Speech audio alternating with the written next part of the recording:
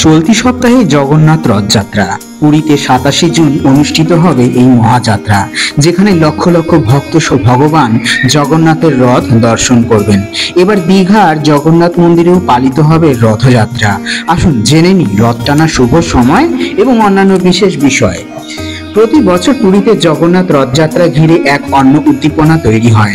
ভক্তরা এই দিনটির জন্য অধীর আগ্রহে অপেক্ষা করে থাকেন। এবার দীঘার জগন্নাথ মন্দিরেও প্রথমবার পালিত হবে রথযাত্রার উৎসব। আসুন জেনে নিই বছরের রথযাত্রা সম্পর্কিত গুরুত্বপূর্ণ তথ্য। রথযাত্রা 2025 তারিখ এবং শুভ মুহূর্ত হলো বছরের প্রথম রথযাত্রা বের হবে শুক্রবার 27 জুন 2025।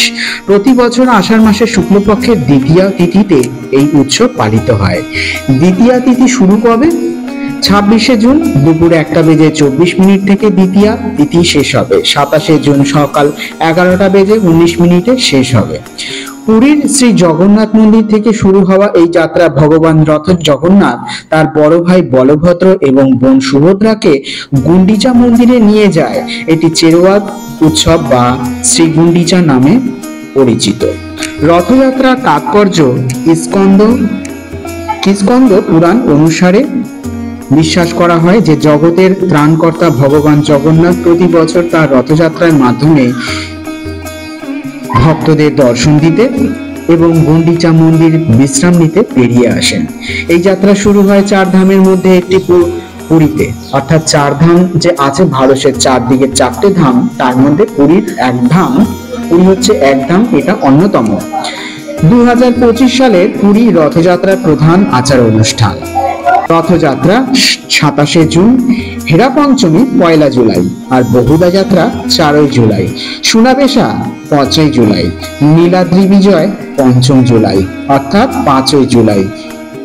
একই সাথে বলে রাখি উল্টো রথযাত্রা 5 জুলাই অর্থাৎ পুনর্রথযাত্রা হবে উল্টো দিকে 5 জুলাই, যেটা বাংলা ক্যালেন্ডার হিসাবে ধরা হচ্ছে 20 আষাঢ়।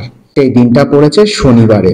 এই পুরো অনুষ্ঠান মোট 9 দিন ধরে চলে এবং নীলাদ্রি বিজয়ার মাধ্যমে শেষ হয়।